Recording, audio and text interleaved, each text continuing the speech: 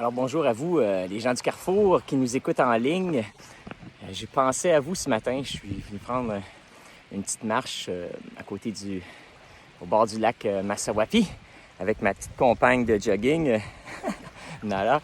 Puis en marchant, je pensais à vous. Je pensais à vous qui nous regardez de la maison, à vous qui prenez le temps, là, soit le dimanche ou durant la semaine, pour vous brancher puis entendre le sermon de la semaine. Alors, je veux vous dire que Pasteur Caroline et moi, on vous aime beaucoup et on pense à vous, on prie pour vous. J'ai trouvé un petit écriteau ou une phrase gravée dans le granit ici ce matin qui dit « Les gens protègent ce qu'ils aiment ».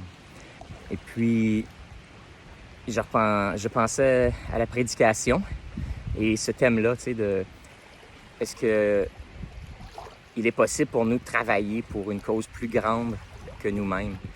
Et puis, dans la folie aussi du monde dans lequel on vit, où tout va si vite. Durant la COVID, on a pris une pause, mais après ça, on s'est remis à travailler, puis à s'investir dans différentes choses à un rythme effarant, puis on dirait que la folie furieuse a repris.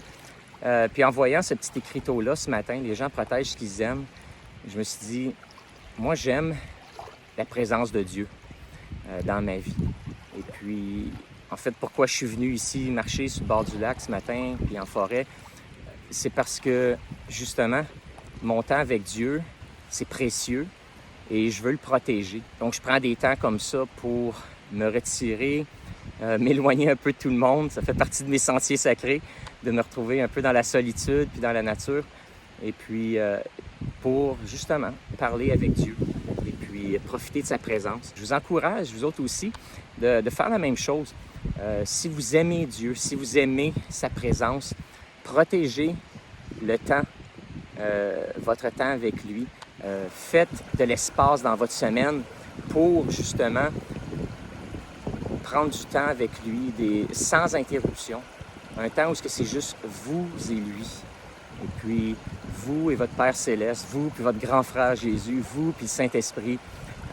Donc, faites-le, protégez, établissez des balises, établissez des limites et profitez de la présence de Dieu. C'est quelque chose, c'est un trésor qu'il faut protéger.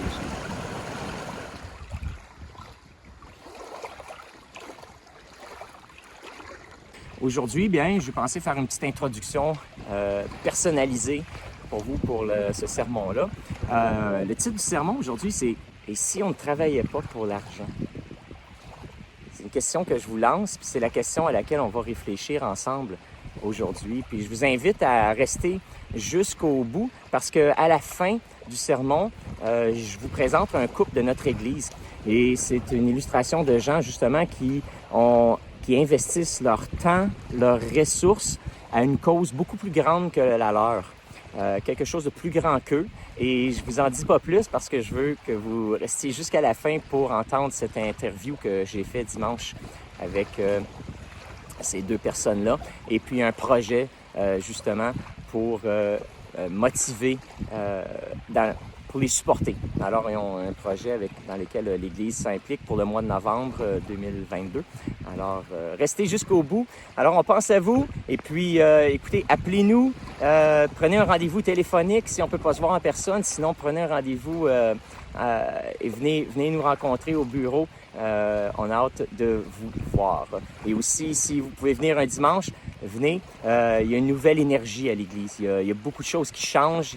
On est vraiment en train de prendre un virage à l'Église de Carrefour et l'atmosphère est différente de peut-être ce que vous vous souvenez. Alors, je vous invite, si vous êtes des gens, des habitués du Carrefour, venez faire un tour en personne. Si vous n'êtes jamais venu et que votre introduction à notre Église, c'est par la vidéo, eh bien, je vous encourage à venir faire un petit tour, puis rencontrer les gens et puis vivre la chaleur, là, puis l'énergie qui est dans la pièce le dimanche. Mais on vous aime, on pense à vous et bonne prédication.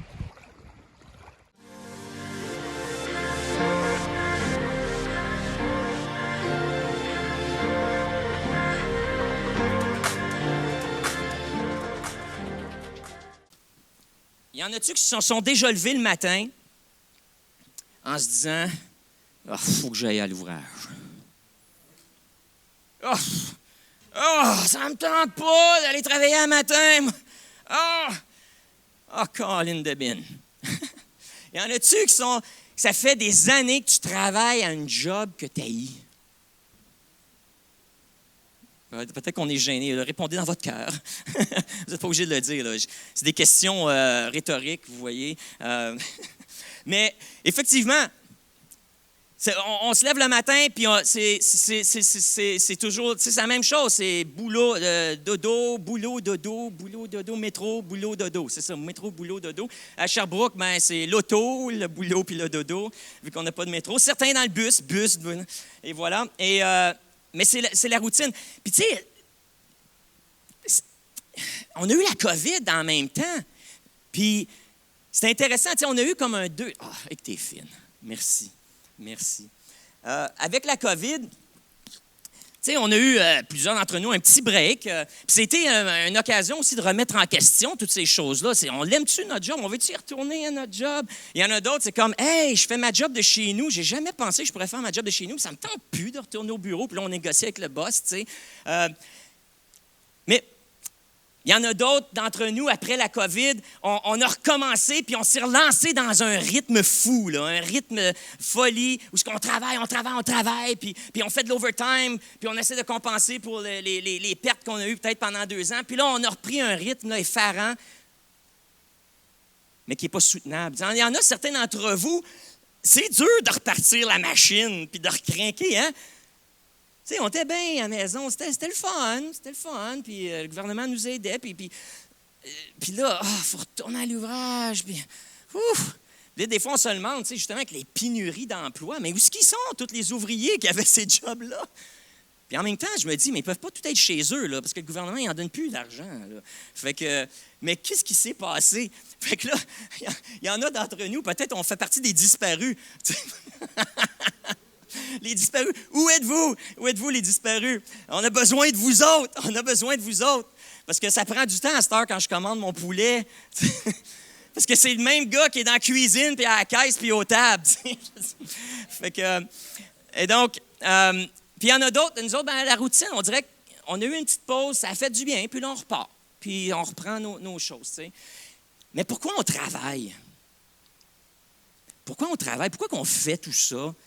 Tu sais, je pense, dans le fond, une grosse motivation, c'est l'argent. Hein? On a besoin de vivre.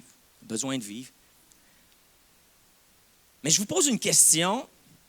Et si on arrêtait de travailler pour l'argent?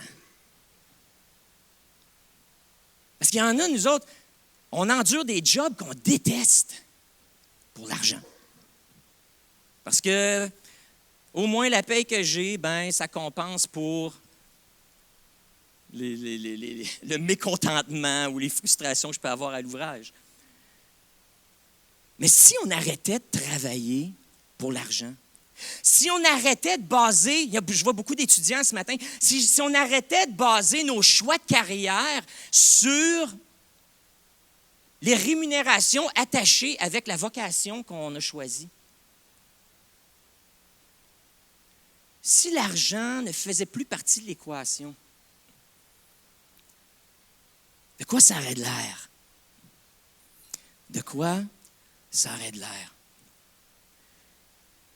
De changer notre manière de voir les choses puis de se dire que est-ce possible que mon appel puis ma raison de me lever le matin, c'est de servir ma communauté? Est-ce possible qu'on se lève un matin puis que là, on se dit « il faut que j'aille à l'ouvrage, mais je peux toffer jusqu'à jeudi puis avoir ma paye, puis après ça, payer un bon temps en fin de semaine. » Plutôt, si on se levait et on disait « Hey, j'ai une mission à accomplir aujourd'hui. J'ai une mission à accomplir sur les bancs de classe où je vais être. J'ai une mission à accomplir au dépanneur où je travaille, au restaurant où je travaille. J'ai une mission à accomplir dans la shop, dans l'industrie où je suis. J'ai une mission à accomplir dans la firme dans laquelle je travaille. J'ai une mission à accomplir. Certains d'entre nous, on n'est pas capable d'aller travailler parce que notre corps est blessé, notre corps est malade et on n'est pas capable de rester debout pendant 8 heures de temps puis prendre tout l'impact d'une job à temps plein. mais je sais que vous êtes actifs dans la communauté. Parce que je vous vois, certains d'entre vous, vous êtes des retraités. Je vous vois le mercredi. Certains d'entre vous, vous n'avez pas d'emploi, mais vous êtes ici. Vous êtes ici. Vous aidez en bas. Certains d'entre vous, vous aidez dans d'autres organismes communautaires parce que la demande n'est pas la même que dans un travail. Fait que peut-être vous n'êtes pas capable d'avoir un emploi à temps plein, mais de bon cœur, vous avez compris cette idée-là de service, puis vous êtes actif dans un organisme de bienfaisance. Vous êtes en train de jouer un rôle au sein d'une organisation, d'un organisme qui, lui, fait une différence et qui sert la population. Fait que si on arrêtait de travailler pour l'argent et juste de se dire, je suis là, puis mon appel, c'est de servir. En tant que chrétien, ça fait partie de ma mission de vie de servir.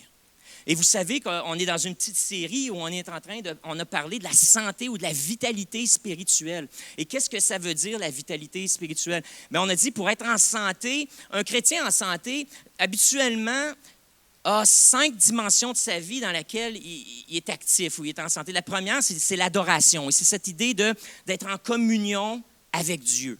Ensuite, il y a cette idée qu'un chrétien en santé est connecté avec les gens autour de lui. Donc, l'adoration, c'est notre relation verticale.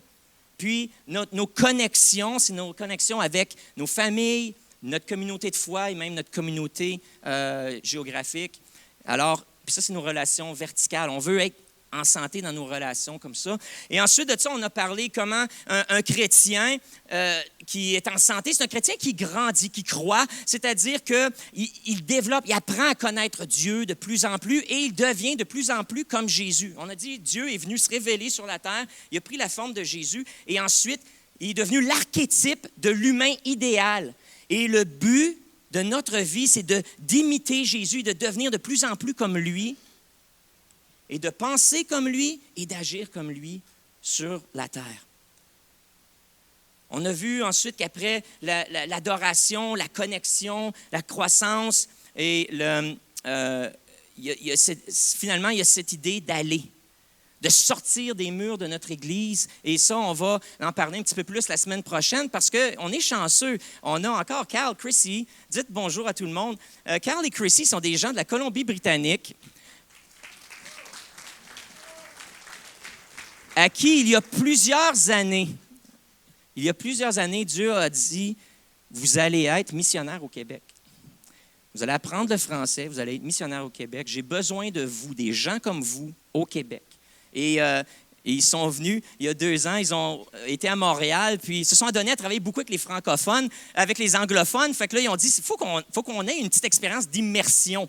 Alors, ils sont venus ici puis pour s'immerser dans une communauté francophone, dans une église francophone. Alors, on les a jusqu'à la fin novembre. Alors, on va en profiter. Mais merci d'avoir choisi de venir servir pendant cette période-ci avec nous, puis de nous bénir à travers la musique, aux Samaritains et d'autres dans les prières. Vous faites partie de nos groupes de prières aussi.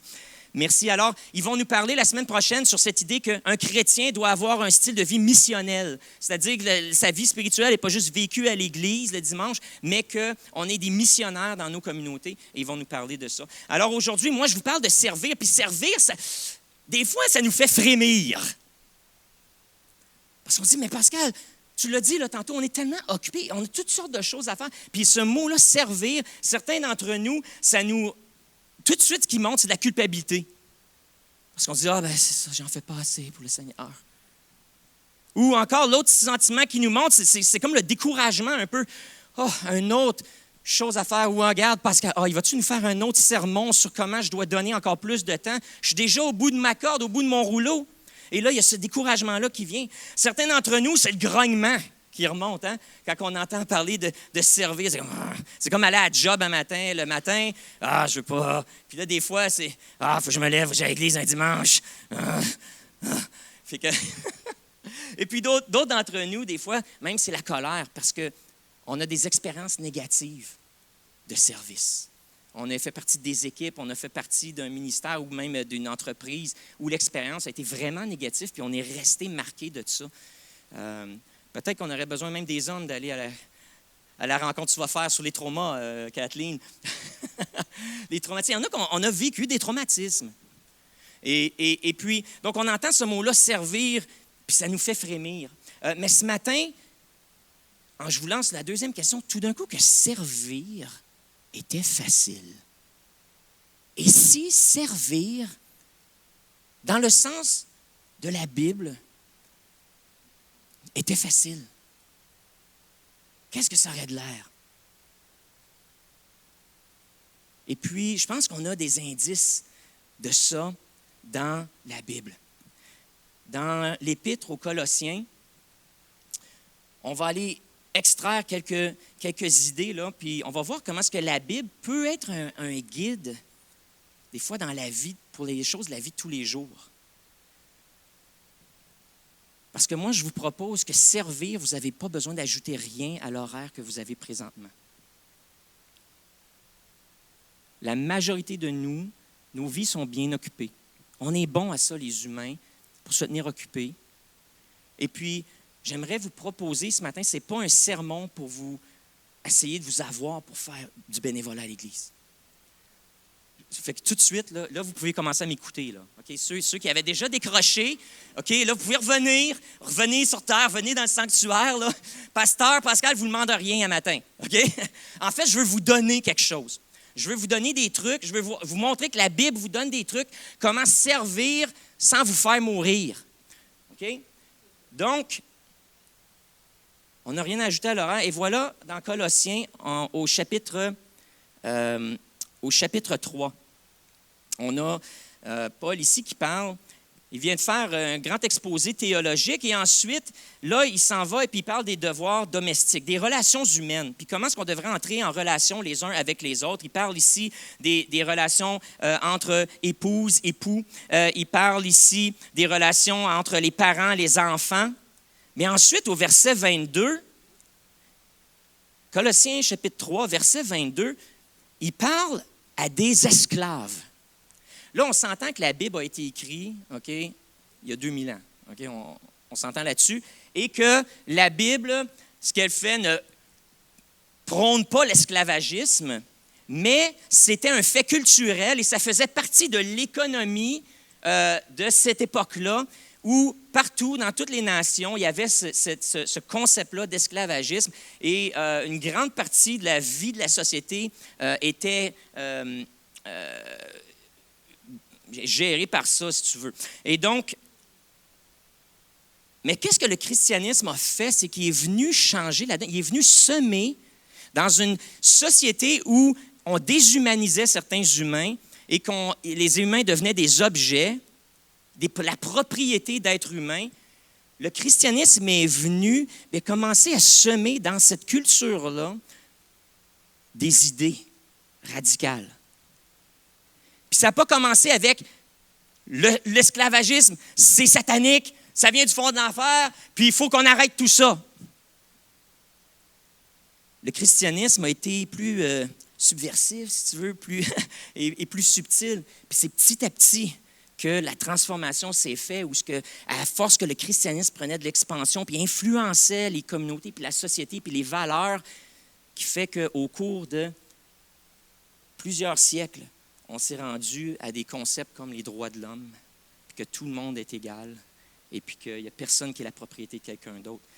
Mais ça a commencé ici, avec la Bible, avec des concepts comme celui-ci. Et voilà, l'apôtre Paul est en train de parler à une église, l'église de Colosse, dans laquelle il y avait des gens, des propriétaires et des gens riches qui avaient des esclaves.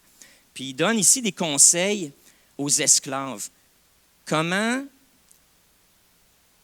Quel type de relation et quelles attitudes ils devraient avoir par rapport à leur travail.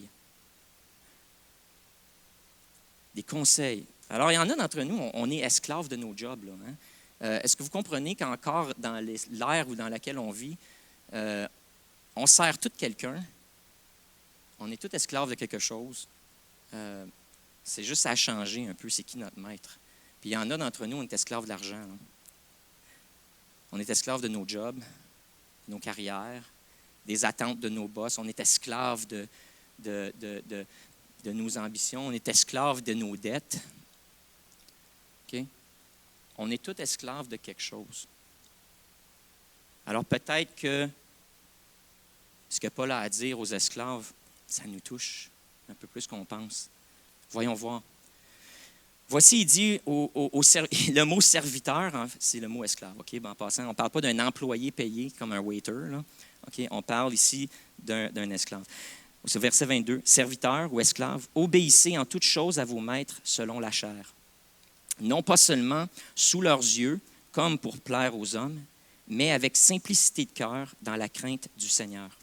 Tout ce que vous faites, faites-le de bon cœur, comme pour le Seigneur, sachant que vous recevrez du Seigneur l'héritage pour récompense. Servez Christ le Seigneur. Car celui qui agit injustement recevra selon son injustice, et il n'y a point d'acception de personne. Puis après ça, il rajoute un petit commentaire pour les maîtres. Okay? Il dit, maître, accordez à vos serviteurs ou à vos esclaves ce qui est juste et équitable, sachant que vous aussi, vous avez un maître dans le ciel. Et puis, finalement, ce qu'il est en train de dire ici, en une phrase, là, il est en train de dire, ce que je viens de dire à vos esclaves, ça s'applique à vous aussi. Ce que je viens de dire à vos esclaves, ça s'applique à vous. Dans le royaume de Dieu, il y a une justice, il y a une équité. Fait que Paul n'a pas cherché à renverser tout le système économique de l'Empire romain, mais il a commencé à dire, est-ce qu'on peut, en tant que citoyens romains, et puis les esclaves n'étaient pas des citoyens, mais habitants de cet empire-là, commencer à regarder nos vies dans un angle différent. Commencer à regarder nos vies, notre réalité, à la lumière de l'Évangile ou à la lumière de Jésus.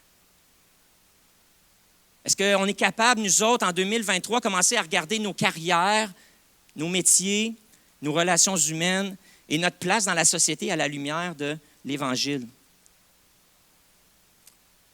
Et voici le premier truc qu'il donne. Il dit, tout ce que vous faites, serviteurs, obéissez en toutes choses à vos maîtres selon la chair, non pas seulement sous leurs yeux, comme pour plaire aux hommes, mais avec simplicité de cœur. OK, premier principe, c'est que on doit être le même quand le boss se regarde et quand il ne regarde pas. On doit travailler aussi fort quand le boss est là sur le plancher que lorsque le boss est dans son bureau, puis que là, soudainement, il est parti, puis il y a les caméras, il n'y a pas de caméra dans le coin où on est. On doit travailler aussi fort et aussi bien quand les gens qui nous supervisent nous regardent que quand ils ne nous regardent pas. Puis là, il dit pourquoi? Hein? Dans la crainte du Seigneur. Parce que Dieu, il regarde tout le temps, lui. Fait que ton boss, ton superviseur, ton coordonnateur, ta femme, ton mari. Oui, parce qu'à la maison, on a des tâches ménagères à faire. C'est vrai. On travaille aussi là, on est esclave là aussi, dans nos maisons, esclave de nos maisons. Travaillons avec cette attitude où on est intègre, on est les mêmes, qu'on nous regarde ou pas, qu'on est observé ou pas, que notre évaluation annuelle s'en vient ou pas. Soyons intègres. Et puis lui, il décrit de cette façon-là. Il dit avec simplicité de cœur. Et c'est cette simplicité de cœur-là, le mot là, veut dire justement avec sincérité. Que tout ce qu'on fait, là, on le fait avec sincérité. On y met notre volonté. On choisit de le faire. On choisit de le faire. Sans double face, sans être hypocrite, mais on y met notre volonté et on choisit d'y être. Puis dans le fond, tu sais, c'est ça, il y a des jobs, il y en a d'entre nous, là, on ne peut pas aujourd'hui dire « je lâche ma job, je m'en trouve une meilleure ». Puis durant cette transition-là, on peut la faire, hein, il y a bien du monde qui l'ont faite en post-COVID, cette transition-là, mais des fois, ça prend du temps, il y a des étapes à suivre, puis il faut quand même se présenter à l'ouvrage, même si on n'est pas content, mais des fois, tu n'as peut-être pas choisi ta job, mais le contrôle que tu as, c'est comment tu vas faire, l'attitude avec laquelle tu vas faire ta job. Peut-être tu n'as pas le choix d'aller travailler, mais tu as le choix de l'attitude que tu vas avoir quand tu vas te présenter à l'ouvrage. Tu as le contrôle sur ce qui se passe ici. Tu n'as pas le contrôle sur la production. Tu n'as pas le contrôle sur les profits de l'entreprise nécessairement, sur les ententes internationales qui influencent ton entreprise ou les politiques internationales qui influencent ton entreprise ou les problèmes de société qui influencent ton entreprise. Mais tu as le choix de l'attitude que tu vas avoir quand tu te présentes au travail ou à l'école ou dans un organisme dans lequel tu t'investis. Soyons sincères. Choisissons d'être là et de dire, OK, maintenant, je choisis d'être ici. Donc, c'est un choix. Et là, la question, c'est qu'est-ce qui va motiver ce choix-là maintenant? Qu'est-ce qui va motiver ce choix? Parce que pour plusieurs d'entre nous, on fait le choix, bien, c'est pour la paye. Mais on revient à ce qu'on disait au début. Est-ce qu'il y a autre chose peut-être dans laquelle on peut aller puiser notre motivation? Et puis, voici ici, il continue. Donc, faites-le avec simplicité de cœur, c'est-à-dire, sans être un visage à deux faces, sans être hypocrite, juste soyez sincères. Faites le choix d'être là. OK? Et ensuite, dans la crainte du Seigneur. Et voilà un point théologique crucial. OK? Un chrétien doit comprendre que lorsqu'il sort de son lit le matin pour entreprendre une vie au service de sa communauté ou de son entreprise, au service de sa famille, parce que quand je me lève pour aller à l'ouvrage, je sers ma famille, c'est un acte d'adoration. OK? Et voilà pourquoi il dit ici, tout ce que vous faites, faites-le dans la crainte du Seigneur. Ça, c'est un vieux mot, une vieille expression. Pour ceux qui ne sont pas familiers avec le langage de la Bible, la crainte de Dieu, c'est pas que je sers Dieu en m'attendant que si je fais quelque chose de croche, une éclair va me frapper ou qu'il va m'envoyer en enfer si j'ai dit une bêtise. C'est pas ça. La crainte de Dieu, c'est simplement cette révérence-là, de vivre notre vie avec cette conscience qu'il y a un Dieu qui est plus grand que tout, qui tient le monde dans sa main. Il a créé toutes choses. Et oui, si je choisissais aujourd'hui, il serait capable de faire comme un petit bleuet ou un raisin qu'on écrase. OK? C'est dans ce sens-là qu'on doit avoir ce respect, cette révérence-là envers Dieu, parce qu'il est capable de faire, OK, c'est fini, je mets ça à la poubelle, je recommence. Hein? C'est peut-être plus facile de recommencer. Mais en même temps, on reconnaît que Dieu a choisi de ne pas faire ça. De ne pas écraser le raisin, de le jeter. Mais au contraire, il a dit, moi, je vais me descendre, je vais devenir un pépin, je vais descendre sur ce bleuet-là ou ce raisin-là, je vais devenir un humain, puis je vais vivre une vie de raisin avec eux autres, puis je vais leur montrer que la vie peut être extraordinaire lorsqu'ils sont en communion avec moi. Et puis, voilà, c'est quoi de vivre notre vie dans la crainte de Dieu, c'est de dire, bon, je me lève un matin, je m'en vais à l'ouvrage ou je m'en vais à l'école, je vais m'asseoir là, pendant quelques heures sous un professeur qui est endormant, qui n'est pas fin, je me demande même s'il n'essaie pas par exprès de me faire couler mes cours. Puis de dire, je m'en vais là,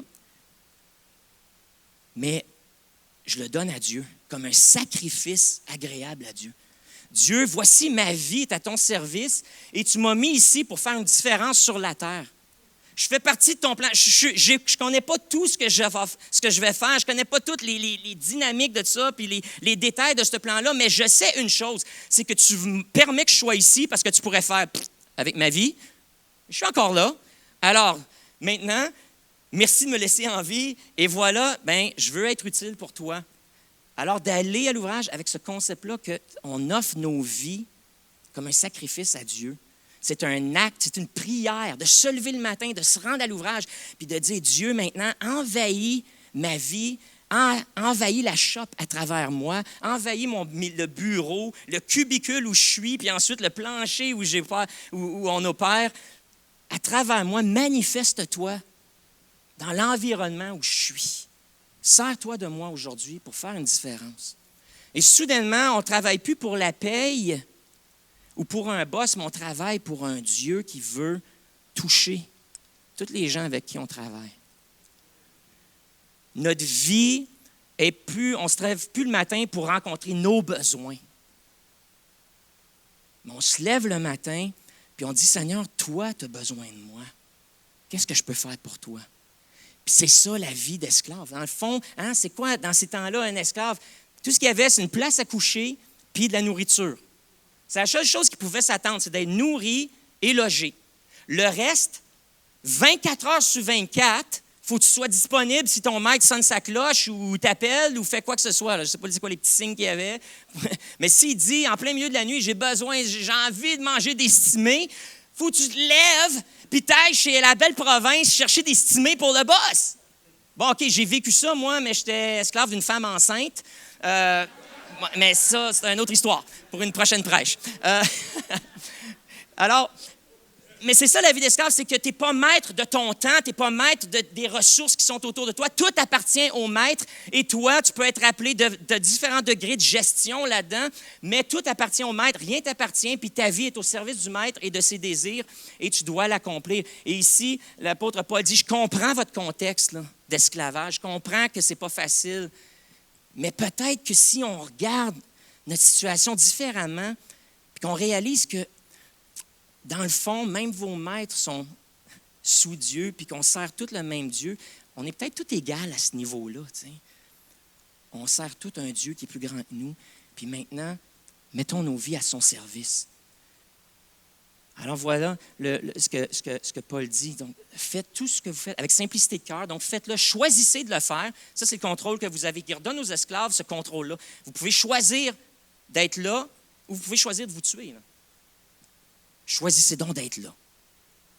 Soyez intègre. Tout ce que vous faites, faites-le comme si le boss ne regardait pas ou qu'il ne regarde pas. Soyez constant dans ce que vous faites. Mettez-y vos efforts. Et ensuite, réalisez que votre vrai patron, votre vrai maître, ce n'est pas le maître de la maison ou ce n'est pas votre superviseur, ce n'est pas votre employeur, ce n'est pas le président de la compagnie. OK? C'est Dieu qui est maître de tout. Et ce concept-là que Dieu est maître, on en a chanté, on y a fait référence, puis c'est dur dans notre culture en 2022 de comprendre toute la profondeur de ça. Mais j'espère ce matin qu'on comprend un peu plus là, que serviteur ici, c'est toujours esclave. La relation entre Dieu et les hommes, bien qu'elle est amicale, bien qu'elle est ouverte, bien qu'elle peut être, des fois la métaphore, c'est on est des enfants de Dieu, puis c'est beau, c'est le fun. Oh papa, je t'aime, puis je me m'assois sur tes genoux. Puis, des fois, c'est notre roi. Oh mon roi, tu sais, je t'adore, t'es hot. Des fois, c'est notre coach. Dieu, il peut être notre coach. Puis des fois, par exemple, c'est notre maître. Puis il a le droit de nous demander ce qu'il veut. Puis nous autres, il faut dire à vos ordres. Puis donc, choisissons d'être à ses ordres à lui. Réalisez que vous n'êtes pas sous les ordres de votre boss. Si votre boss vous énerve, dites-vous, OK, c'est correct, mais Seigneur, je le fais parce que tu me le demandes. C'est l'opportunité que tu me donnes aujourd'hui, dans ce contexte. J'aimerais ça, Jésus, que tu me donnes une promotion, que tu me fais, peut-être donne-moi un appel ailleurs, là, parce que c'est tough ici. Vous avez le droit de prier comme ça, mais quand même, en attendant que le miracle arrive, là, choisissez d'être là, servez Dieu. Et finalement, il dit, tout ce que vous faites, faites-le de bon cœur. Et puis cette idée de cœur ici fait affaire à notre identité. Tout ce que vous faites, mettez-y tout votre être. Mettez-y tout votre être. Investissez là-dedans tout ce que vous êtes. Votre créativité. Là, ça fait référence à l'être entier. C'est l'âme. En fait, le mot ici, c'est psyché. C'est souvent, ça fait référence à l'âme humaine. Donc oui, il y a l'élément de la volonté, mais il y a l'élément de ta créativité. Il y a l'élément de ta personnalité. Il y a l'élément de tes dons, tes talents, tes capacités. Donc tout ça, c'est inclus dans ce terme-là ici, de le faire, d'y mettre notre cœur, ou de faire de bon cœur. C'est d'y mettre toute notre énergie, notre passion. De ce qu'on fait, là, on va le faire au mieux de nos capacités. Parce que voilà que c'est l'occasion d'utiliser tout ce que Dieu nous a donné. Peut-être que l'environnement dans lequel je le fais, je ne l'ai pas choisi. Mais la job que je fais, je peux choisir comment je vais la faire. Je peux la botcher, je peux la faire de façon juste à m'en débarrasser, je peux le faire de façon médiocre ou je peux m'y appliquer avec excellence. Je peux faire partie d'une équipe de travail, puis je peux dire, bon, je me laisse traîner par l'équipe de travail, puis je vais faire le minimum parce que le boss me l'a demandé.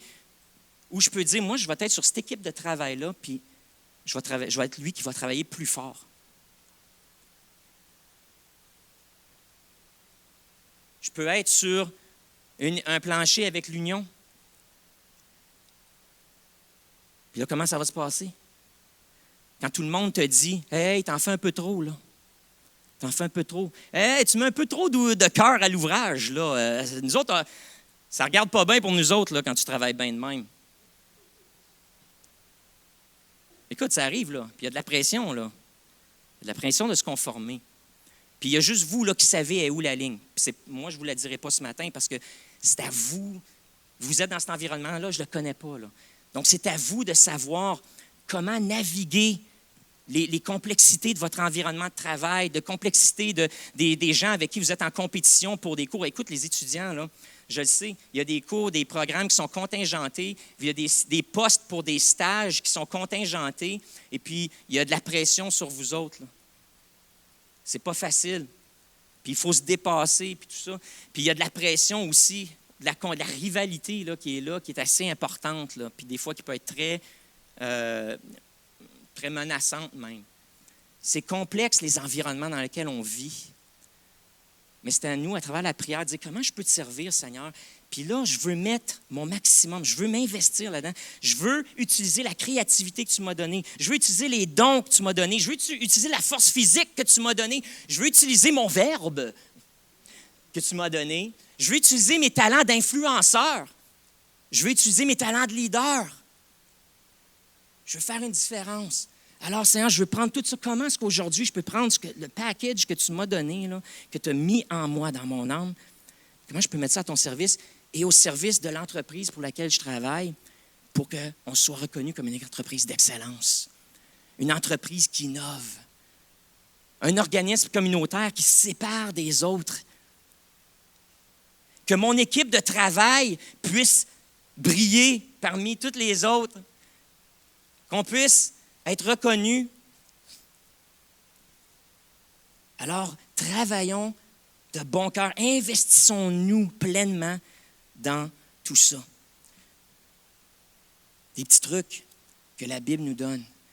Puis il dit ensuite, travaillez de bon cœur pour le Seigneur. Encore une fois, il ramène cette idée-là que vous ne travaillez pas pour un boss, vous ne travaillez pas pour un maître humain, vous ne travaillez pas pour vos dettes, vous ne travaillez pas pour payer votre maison, vous ne travaillez pas pour nourrir votre famille, vous travaillez pour Dieu. Parce que Dieu a besoin des humains pour gérer la terre et prendre soin de la terre. Il le fait à travers des humains. Il a choisi, c'est la manière qu'il a choisi de faire. Lorsqu'il a créé la terre, créé Adam et Ève, il a dit maintenant, je vous donne ça. C'est votre terrain de jeu. Prenez soin de ma création et faites-en ce que vous voulez. Gérez-la bien, dominez. Et puis c'est encore comme ça aujourd'hui, c'est à travers les humains que Dieu manifeste son amour sur la terre. Je peux vous dire que je travaille des gens à la table de concertation de quartier avec une vingtaine d'organismes communautaires qui travaillent ici à Sherbrooke. Là. Il y a des gens là-dedans, ce n'est pas des gens de foi. Là. Mais je peux vous dire que l'amour de Dieu est à l'œuvre en eux. Je peux vous dire que Dieu se sert de ces gens-là qui ne sont pas croyants, en tout cas pas croyants de la même manière que moi, mais je vois l'amour de Dieu à travers eux. Et Dieu se sert d'eux, malgré qu'ils en soient conscients ou pas, pour s'occuper de sa création. Et puis moi, notre job en tant que croyant, c'est qu'on devrait le faire mieux que n'importe qui, parce qu'on a Dieu, mais en plus, on devrait se joindre là où Dieu est déjà à l'œuvre pour faire une différence. Alors le défi, c'est faites-le comme pour le Seigneur. Où est-ce que Dieu est à l'œuvre? Dans le département où tu étudies, dans le département où tu travailles, dans l'organisme où tu t'investis. Où est-ce que Dieu est à l'œuvre? Où est-ce qu'il est en train de faire quelque chose, de tramer? Où est-ce que le Saint-Esprit est en train de préparer le terrain, préparer des œuvres d'avance afin que tu les pratiques? Comme nous dit l'Évangile.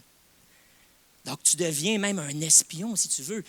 Jésus, où est-ce que tu es en train de travailler aujourd'hui? Dans la vie de quel collègue est-ce que tu es en train de faire une différence? À qui souffre présentement, qui a besoin d'une parole encourageante? Seigneur, quelle invention ma compagnie peut mettre en place qui va aider à amener, à sortir des gens de la pauvreté, rendre la vie plus facile pour des gens qui ont de la misère? Quel médicament tu vas nous inspirer à notre équipe de recherche pour qu'on puisse guérir des maladies?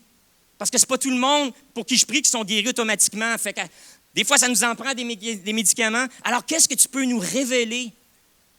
Puis je veux faire partie. Qu'est-ce que je peux être celui qui va initier une nouvelle pensée, une nouvelle direction? Comment est-ce qu'en tant que laveur de vaisselle chez Stratos, je peux aider mon boss à ramener de la clientèle? et à créer un environnement de travail où il y a des gens qui vont vouloir être waiters dans le restaurant parce qu'ici, peut-être la paye n'est pas grosse, mais l'environnement de travail est extraordinaire.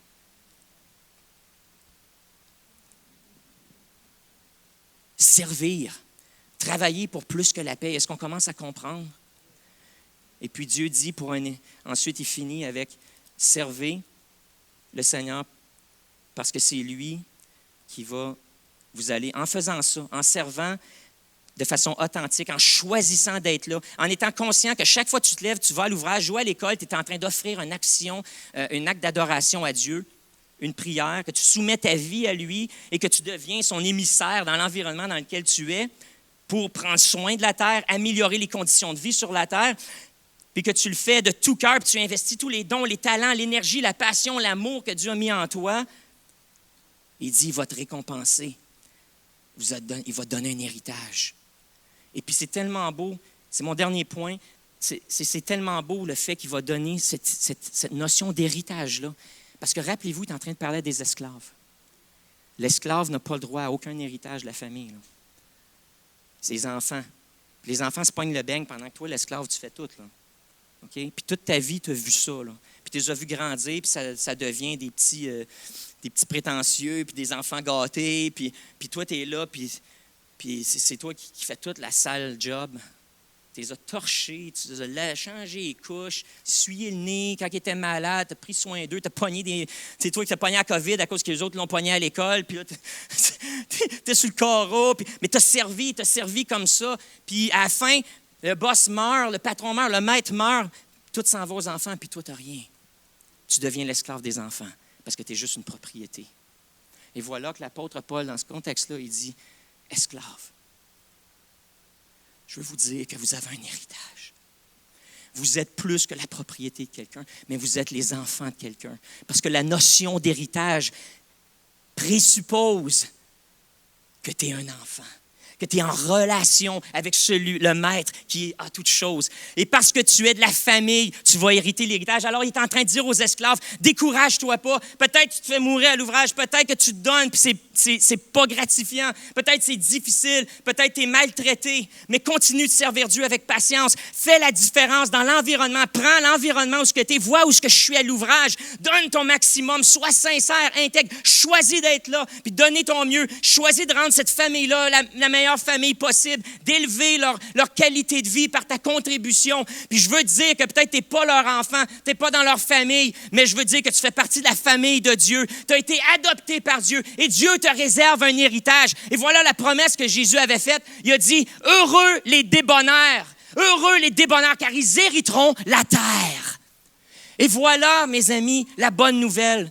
C'est que peu importe l'environnement dans lequel tu travailles, peu importe les circonstances dans lesquelles tu travailles, même si c'est difficile, même si tu te sens aussi bas qu'un esclave, de la propriété pour quelqu'un, ou tu sens que tu n'es pas respecté, tu n'es pas traité avec dignité, oui, tu peux te trouver un autre job. Hey, essaie de changer, je t'encourage. C'est pas le fun de travailler dans des environnements comme ça, mais en attendant qu'il y ait quelque chose qui se passe, continue, mets un regard sur Dieu, donne-toi avec cœur, vois où il est à l'œuvre et rends ton environnement de travail un meilleur environnement. Et partage, laisse Dieu infiltrer à travers toi ces gens-là. Laisse-le changer l'atmosphère de ton milieu de travail, ton milieu d'études, de ta famille, de ton foyer, de ton organisme communautaire. Laisse-le se servir de toi pour changer le climat et peut-être même la culture de cet environnement-là.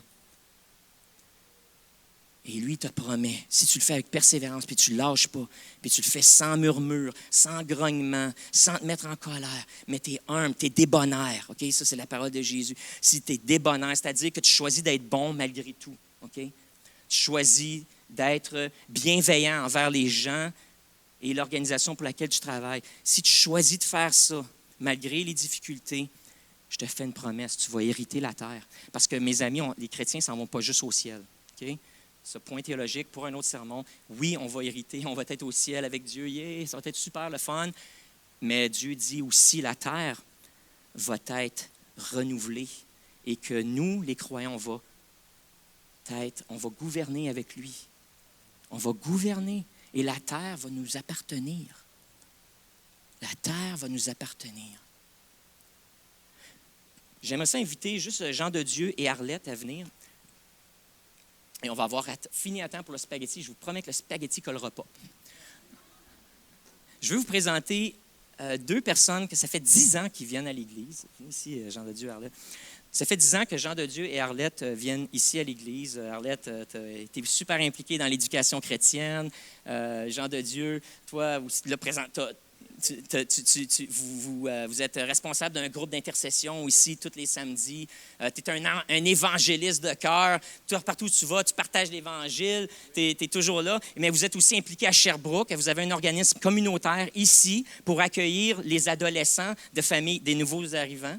Et vous travaillez avec eux et mobilisez ces gens-là pour faire du bien. Donc, déjà, vous êtes super impliqués ici à Sherbrooke. Vous êtes impliqués dans vos milieux de travail aussi. Vous faites ça un peu, de travailler pour le Seigneur dans des environnements où vous êtes. Mais il y a quelque chose que peut-être les gens ici ne connaissent pas, mais c'est votre organisme charitable qui s'appelle le Centre Bethesda, qui est un orphelinat dans la ville de Kikwit, dans la République démocratique du Congo, anciennement le Zaïre, mais la République démocratique du Congo. Kikwit, à peu près 6-9 heures là, de la capitale de Kinshasa. Parlez-moi de ces enfants-là, les orphelins. Il y a 14 ou 13 orphelins avec qui vous travaillez présentement. Parlez-nous de ces enfants-là, d'où ils viennent. Et ce sont les enfants qui viennent, qui étaient la guerre, qui était au pays. Maintenant, leurs parents sont morts, puis nous, on les prend pour l'héberger. Écoute, je ne savais pas, parce qu'on a fait une entrevue cette semaine, j'ai posé beaucoup de questions. J'ai découvert que la République démocratique du Congo a le plus haut taux de victimes de guerre depuis la Deuxième Guerre mondiale. Donc, les conflits qui sévissent là depuis une vingtaine d'années ont causé...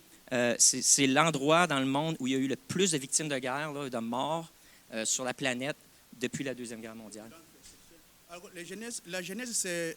Je l'avais dit, je tiens le micro. On se connaît, on a fait la joke avant, mais j'ai dit, je te promets, je tiens le micro.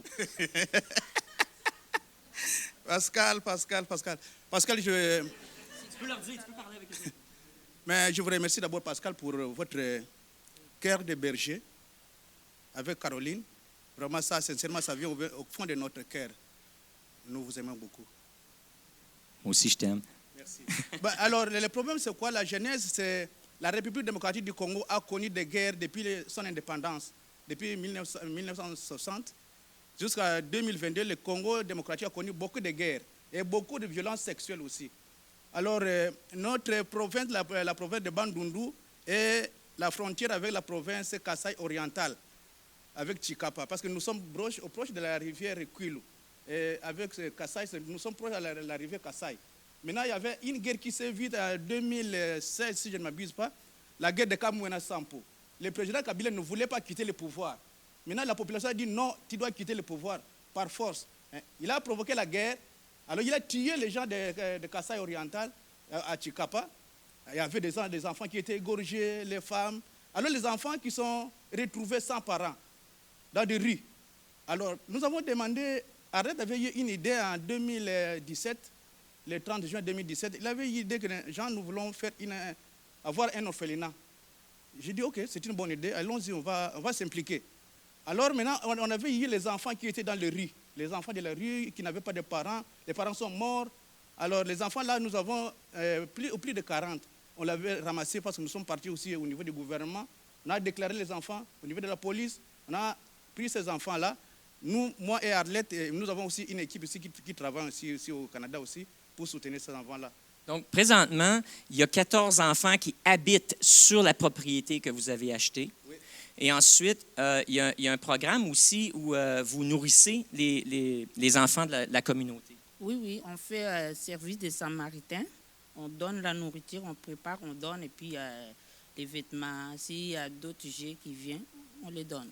Donc, c'est pas seulement, vous ne prenez pas seulement soin des 14 orphelins ou 13 orphelins qui sont là, mais vous avez aussi un ministère envers les gens qui habitent dans le secteur là, où vous êtes. Vous avez parlé d'une vingtaine de bénévoles qui travaillent avec vous. Donc, cette équipe-là, l'opération au complet est entièrement gérée et opérée par des bénévoles. Donc, Parlez-nous un peu de... Ben, les bénévoles ici, nous sommes, ici au Canada, ici à Sherbrooke, en Estrie, nous sommes 5. Il y a Madame Arlette Missimi, moi-même Jean Dédier, qui est le président. Il y a la Madame Ouattara Suzanne, je pense, elle est de notre équipe. Notre église, je ne sais pas si elle est là. Je ne sais pas si Suzanne est là, mais elle fait partie de notre assemblée, oui. Elle est souvent en bas avec les... Oui, elle est en bas avec les enfants. Il y a aussi Arlette aussi qui est étudiante à l'université. Et notre doyen est un conseiller qui est Armand Batika. Donc ça, c'est votre CA pour la branche canadienne ou l'organisme canadien, parce que vous avez fait reconnaître le Centre Bethesda comme un organisme charitable au Canada. Oui. Donc vous avez un CA qui est bénévole. Oui. Puis ensuite, là-bas, vous avez une équipe assez... Oui, une équipe là vraiment costaud. Alors on travaille aussi, ce sont toujours des bénévoles. Donc déjà, il y a des cuisinières sur place, il y a un gardien de sécurité, il y a des gens qui sont là, qui opèrent et qui prennent soin des enfants, qui prennent soin des bâtiments. Puis toute cette équipe-là est entièrement bénévole. Depuis 2017. Hein? Oui, 2017, oui. C'est ça. Alors, vous avez un projet, un projet de camion. On a vu le camion ici en arrière et présentement, le camion est en train de se faire inspecter pour pouvoir être envoyé en Afrique. Parlez-nous du projet de camion. Je ne sais pas si Arlette... Oui, projet du camion, on a eu l'idée d'acheter ce camion pour envoyer en Afrique. Parce que avec ce qu'on débrouille ici, vraiment c'est difficile pour envoyer chaque fois. Maintenant, les camions, ça va nous aider à faire de l'argent. Si on récolte, comme ça va dans les villages, récolter des sacs de manioc, puis vient vendre. Puis ça va nous donner des sources pour payer les études des enfants et puis payer même nos bénévoles. Là, on pleure tout le temps. Maman Arlette, qu'est-ce qui se passe? Les enfants, nous sommes comme ça. On reste juste avec l'espoir. Moi, j'ai dit avoir juste la patience. C'est pour cela que les camions vont nous aider pour faire de l'argent, aider pour payer les gens là, les enfants, l'école et les choses de la santé aussi. Vraiment, ça va nous... Donc, vous essayez d'innover, là. Donc, l'idée, c'est il y a un camion ici, un cube, là, je ne sais pas combien de pieds, qui était là, 20 pieds peut-être, quelque chose comme 20 pieds. Puis l'idée, c'est de prendre ce camion-là puis de s'en servir comme une petite entreprise sociale là-bas pour faire de la livraison locale, pour générer des revenus qui vont aider à prendre soin là, des besoins de l'orphelinat.